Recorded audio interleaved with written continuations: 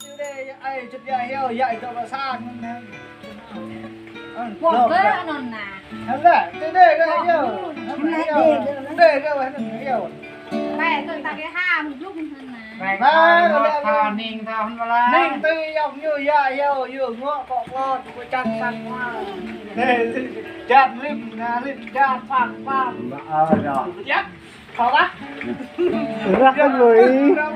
Tôi chỉ cho hai thôi vui vui. Đừng có mò đấy vòng cái Vì tháo mình bọc đâu là. Vì vậy vòng vui. vòng nó ruột người ta ra tông Kinh ngộ thằng lại cái tí. Vì. hai giới thiệu Chào mừng show cái hồi tôi. Pha có. được rồi co Tôi tạo trong tay.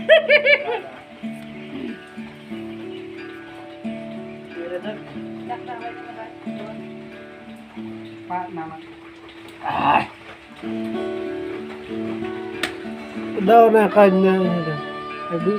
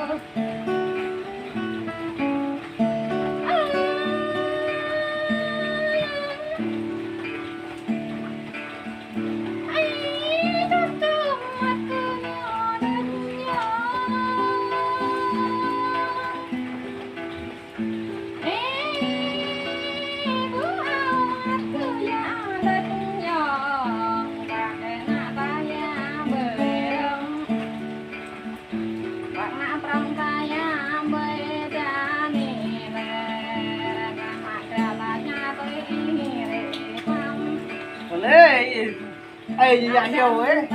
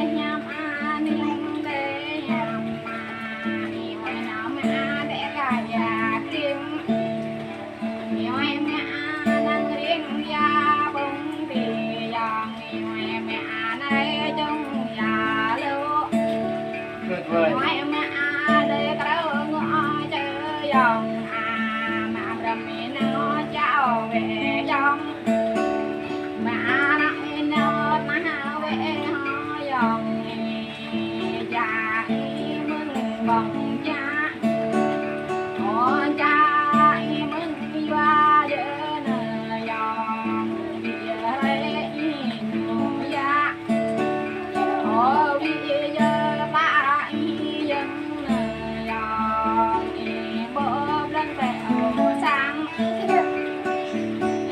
bữa thằng trắng về hoa dòng đầy giờ dòng mình thế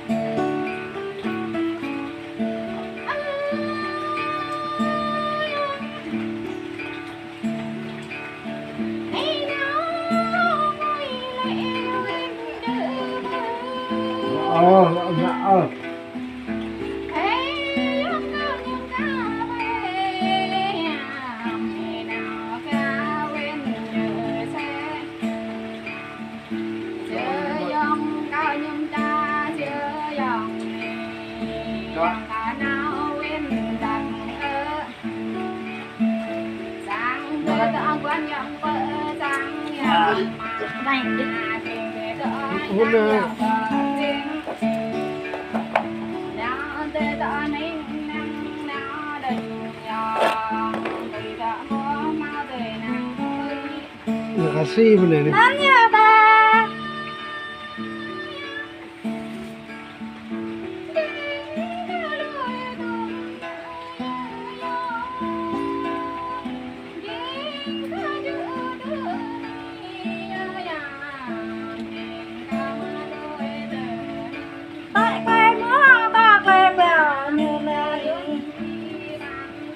tại nhà pra tại kran nhà lo